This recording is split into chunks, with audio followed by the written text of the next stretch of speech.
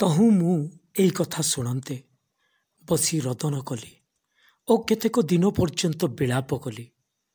ପୁଣି ମୁଁ ସ୍ୱର୍ଗସ୍ଥ ପରମେଶ୍ୱରଙ୍କ ଛାମୁରେ ଉପବାସ ଓ ପ୍ରାର୍ଥନା କରି କହିଲି। ପ୍ରଭୁ ଏ ପଠିତ ବାକ୍ୟ ଦ୍ୱାରା ଆମ ସମସ୍ତଙ୍କୁ ଅନୁଗ୍ରହ ଆଶୀର୍ବାଦ କରନ୍ତୁ। ଏହି ଯେଉଁ ବାକ୍ୟ ମୁଁ ପାଠ କଲି ତାହା ଆମେ ବାଇବେଲରେ ନେହେମିୟାଙ୍କର ପୁସ୍ତକ 1 ଅଧ୍ୟାୟ ତାର 4 ପଦରେ ଲେଖାଯାଇଥିବା ବିଷୟ। ଆଉ ଏଠାରେ ଆମେ ଦେଖୁ ତହୁଁ ମୁଁ ଏହି କଥା ଶୁଣନ୍ତେ। କେଉଁ କଥା ଶୁଣନ୍ତେ? ନେହେମିୟାଙ୍କର ପ୍ରାର୍ଥନାରେ ସେ ଉଲ୍ଲେଖ କରୁଛନ୍ତି ମୁଁ ରୋଦନ କଲି ବୋଲି, କେତେ ଦିନ ବିଳାପ କଲି, ଉପବାସ କଲି ଆଉ ପ୍ରାର୍ଥନା କରି କହିଲି ବୋଲି ଏଠାରେ ଲେଖାଯାଏ। ତେଣୁ କେଉଁ ବିଷୟ ଶୁଣିଲା ପରେ ସେ ରୋଦନ କରୁଛନ୍ତି, କେଉଁ ବିଷୟ ଶୁଣିଲା ପରେ ସେ ବିଳାପ କରୁଛନ୍ତି, ଆଉ କେଉଁ ବିଷୟ ଶୁଣିଲା ପରେ ସେ ଉପବାସ ଓ ପ୍ରାର୍ଥନା କରୁଛନ୍ତି। ଏହି ବିଷୟ ଯଦି ଆମେ ଦେଖିବା ତାହେଲେ ସେହି ନେହେମିୟା ପୁସ୍ତକ 1 ତାର 2 ଏବଂ 3 ପଦ ଯଦି ପାଠ କରିବା ତେବେ ଯାଇ ଆମେ ବୁଝିବା ଯେ ନେହେମିୟା କାହିଁକି ପ୍ରାର୍ଥନାର ବୋଝ ଉପବାସ ବିଳାପ ସହିତ ରୋଦନ କରି ପ୍ରଭୁଙ୍କର ସାନ୍ନିଧ୍ୟକୁ ଯାଉଅଛନ୍ତି। ଆମେ ଯଦି ନେହେମିୟା 1 ଅଧ୍ୟାୟ ତାର 2 ଏବଂ 3 ପଦ ଦେଖିବା ସେଠାରେ ଲେଖାଯାଏ ତହିଁରେ ହନାନୀ ନାମରେ ମୋହର ଭ୍ରାତୃଗଣ ମଧ୍ୟରୁ 1 ଜଣ ଓ ଜିହୁଦାରୁ କେତେକ ଲୋକ ଆସିଲେ। ତହୁଁ ମୁଁ ସେମାନଙ୍କୁ ବନ୍ଦିତ୍ୱରୁ ରକ୍ଷିତ ଅବଶିଷ୍ଟ ଜିହୁଦୀମାନଙ୍କର ବିଷୟରେ ଓ ଜେରୁସାଲେମ ବିଷୟରେ ପଚାରିଲି। ସେତେବେଳେ ସେମାନେ ମୋତେ କହିଲେ ବନ୍ଦିତ୍ୱରୁ ରକ୍ଷିତ ସେହି ପ୍ରଦେଶସ୍ଥ ଅବଶିଷ୍ଟ ଲୋକେ ମହାଦୁଃଖ ଓ ଅପମାନରେ ଅଛନ୍ତି।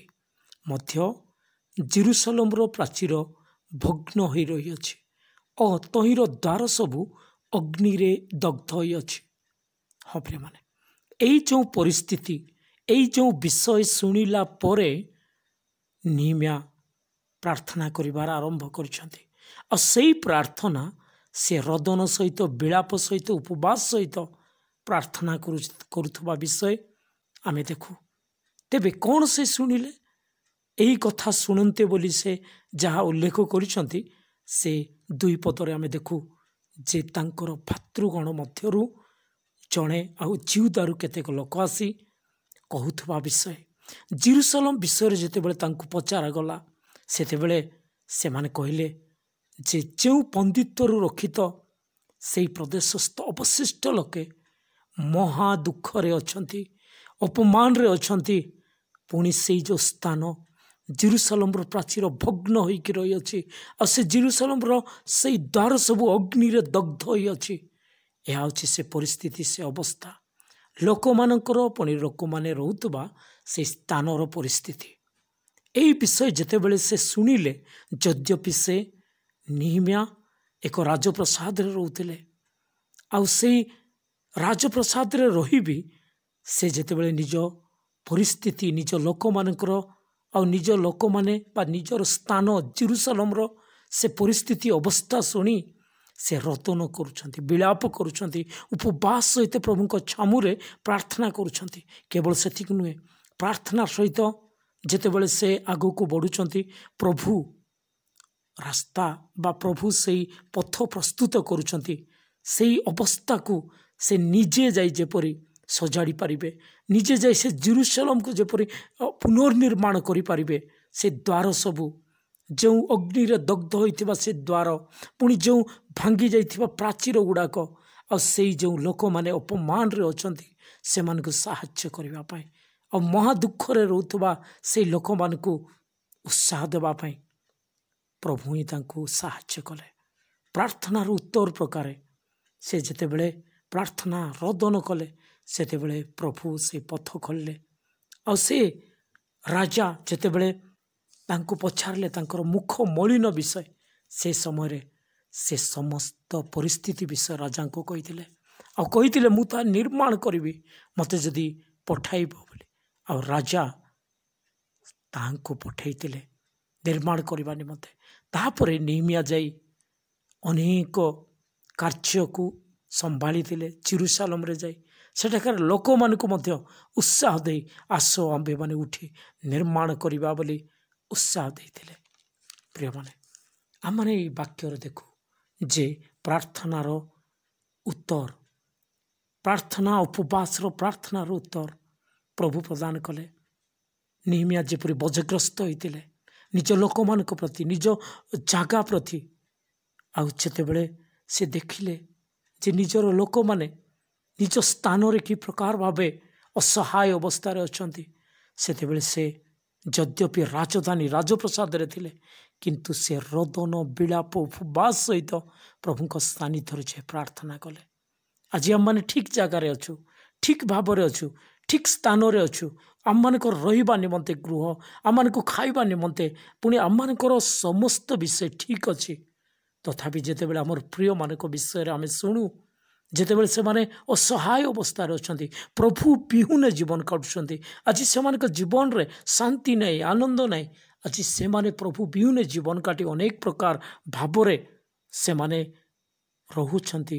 ସେଇ ଦୁଃଖର ବିଷୟ ଯଦି ଆମେ ମନେ କରିବା, ଆମେ ହୃଦୟରେ ଯଦି ବଜ୍ରଗ୍ରସ୍ତ ହେବା, ତାହେଲେ ନେହେମିଆଙ୍କ ସଦୃଶ୍ୟ ସେମାନଙ୍କର ଜୀବନ ଗଠନ କରିବା ପାଇଁ, ହୃଦୟ ଗଠନ କରିବା ପାଇଁ, ସୁସମାଚାର ସେମାନଙ୍କ ନିକଟରେ ପହଞ୍ଚାଇବା ପାଇଁ ଆମମାନେ ମଧ୍ୟ ବଜ୍ରଗ୍ରସ୍ତ ହୋଇ ପ୍ରାର୍ଥନାର ସହିତ ସେମାନଙ୍କୁ ରଖିପାରିବା। ଆମମାନେ ମଧ୍ୟ ଉପବାସ ସହିତ ସେମାନଙ୍କ ନିମନ୍ତେ ପ୍ରାର୍ଥନା କରିପାରିବା। ଆଉ ଏହି ପ୍ରକାର ଆମେ ଆଗକୁ ବଢ଼ିପାରିବା। ନେହେମିଆଙ୍କର ଏହି ବିଷୟ ଦ୍ୱାରା ଆମମାନେ ବଜ୍ରଗ୍ରସ୍ତ ବା ଈଶ୍ୱରଙ୍କର ବାକ୍ୟରୁ ଆମମାନେ ମଧ୍ୟ ପ୍ରାର୍ଥନା, ରୋଦନ, ଉପବାସ ସହିତ ଅନେକ ବିଷୟ ନିର୍ମାଣ କରିବା ପାଇଁ ଆମମାନେ ମଧ୍ୟ ବଜ୍ରଗ୍ରସ୍ତ ହେବା।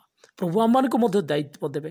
ଯଦ୍ୟପି ନେହେମିଆ ଜଣେ ପାନପାତ୍ର ବାହକ ଥିଲେ, କିନ୍ତୁ ପ୍ରଭୁ ତାହାଙ୍କୁ ଅନେକ ବଜ୍ରଗ୍ରସ୍ତ କରି ପ୍ରଭୁ ତାଙ୍କର ସେବା କାର୍ଯ୍ୟ ନିମନ୍ତେ ବିନିଯୋଗ କରିଥିଲେ। ଆଜି ଆପଣଙ୍କୁ ମଧ୍ୟ, ଆଜି ମୋତେ ମଧ୍ୟ, ଆଉ ଆମେ କେବେ ବି ମନେ କରିବା ନାହିଁ ମୁଁ ଗୋଟେ ଛୋଟ ଲୋକ, ମୁଁ ଗୋଟେ ଛୋଟ ଚାକିରି କରୁଛି, ମୋତେ ସକ୍ଷମତା ନାହିଁ ବୋଲି। କାରଣ ସେଦିନ ନେହେମିଆଙ୍କର ମନ ହୃଦୟକୁ ପ୍ରଭୁ ଦେଖିଥିଲେ। ସେ ଯେ ପ୍ରକାର ବିଳାପ କରିଥିଲେ, ଉପବାସ କରିଥିଲେ, ରୋଦନ କରିଥିଲେ, ନିଜ ଲୋକମାନଙ୍କର ଅବସ୍ଥା ପଚାରିକି, ନିଜ ଲୋକମାନଙ୍କର ପରିସ୍ଥିତିକୁ ବୁଝି, ଆଜି ତଦ୍ରୂପେ ଆମମାନେ ମଧ୍ୟ ସେହି ପ୍ରକାର କରିବା। ପ୍ରଭୁ ନିଶ୍ଚିତ ଭାବେ ନେହେମିଆଙ୍କ ସଦୃଶ୍ୟ ଆଜି ଆମମାନଙ୍କୁ ମଧ୍ୟ ପ୍ରଭୁ ଅନୁଗ୍ରହ କରିବେ। ଯଦି ଏପର୍ଯ୍ୟନ୍ତ ପ୍ରଭୁ ଯୀଶୁଖ୍ରୀଷ୍ଟଙ୍କୁ ବିଶ୍ୱାସ କରୁନାହାନ୍ତି, ପ୍ରଭୁ ଯୀଶୁଖ୍ରୀଷ୍ଟଙ୍କୁ ପ୍ରକୃତ ଉଦ୍ଧାରକର୍ତ୍ତା ବୋଲି ଗ୍ରହଣ କରୁନାହାନ୍ତି, ପ୍ରଭୁ ଯୀଶୁଖ୍ରୀଷ୍ଟଙ୍କୁ ବିଶ୍ୱାସ କରନ୍ତୁ। ସେହି ପ୍ରଭୁ ଯୀଶୁଖ୍ରୀଷ୍ଟ ଆପଣଙ୍କ ଜୀବନରେ ଆଶ୍ଚର୍ଯ୍ୟ କର୍ମ ସାଧନ କରିବେ। ଆପଣଙ୍କ ଜୀବନକୁ ଶାନ୍ତି ଆନନ୍ଦରେ ସେ ପରିଚାଳନା କରିବେ। ପ୍ରଭୁଙ୍କର ବିହୁନେ ଆପଣ ରହିପାରିବେ ନାହିଁ। ପ୍ରଭୁଙ୍କ ସହିତ ରୁହନ୍ତୁ। ପ୍ରଭୁଙ୍କୁ ନିଜର ବ୍ୟକ୍ତିଗତ ତ୍ରାଣକର୍ତ୍ତା ବୋଲି ହୃଦୟରେ ସ୍ଥାନ ଦେଇ ବିଶ୍ୱାସ ସହିତ ଆଗକୁ ବଢ଼ନ୍ତୁ। ତାଙ୍କ ବାକ୍ୟରେ ପ୍ରଭୁ ଯୀଶୁଖ୍ରୀଷ୍ଟ ଆପଣଙ୍କୁ ପ୍ରେମ କରି ନିଜ ଜୀବନ ଦେଇଦେଲେ, ମୃତ୍ୟୁବରଣ କଲେ, ରକ୍ତ ଝରାଇଲେ, କେତେ କଷ୍ଟ ନିର୍ଯାତନା ସହ୍ୟ କଲେ। ସେଇ ନିର୍ଯାତନା, କଷ୍ଟ, ଦଣ୍ଡ, ପାପ ବଦଳରେ ଆପଣଙ୍କୁ ଆଉ ମୋତେ ମନୁଷ୍ୟ ଜାତିକୁ ସହ୍ୟ କରିବାର ଥିଲା, କିନ୍ତୁ ସେ ସବୁ ସେ ନିଜ ଉପରେ ନେଇଗଲେ। ତ ଦ୍ୱାରା ପ୍ରମାଣିତ କଲେ ସେ କେତେ ପ୍ରେମ କରୁଛନ୍ତି। ଆମମାନେ ଯେପରି ନର୍କଗାମୀ ନ ହେବା, ଆମମାନେ ଯେପରି ପାପରୁ କ୍ଷମା ପାଇବା, ସେଥିପାଇଁ ସେ ମୃତ୍ୟୁବରଣ କରୁଥିବା ଦିନ ଜୀବିତ ହେଇକି ଉଠିଲେ। ଆଉ ସେଇ ପ୍ରଭୁ ଯୀଶୁଖ୍ରୀଷ୍ଟ ଜୀବନ୍ତ ପ୍ରଭୁ, ପୁନରୁତ୍ଥିତ ପ୍ରଭୁ, ବଞ୍ଚିଥିବା ଜୀବିତ ପ୍ରଭୁ, ସେ ଆପଣଙ୍କୁ ଆହ୍ୱାନ କରୁଛନ୍ତି। ଆପଣ ତାଙ୍କୁ ବିଶ୍ୱାସ କରନ୍ତୁ, ଆଗକୁ ବଢ଼ନ୍ତୁ। ପ୍ରଭୁ ଆପଣଙ୍କୁ ଆଶୀର୍ବାଦ କରିବେ।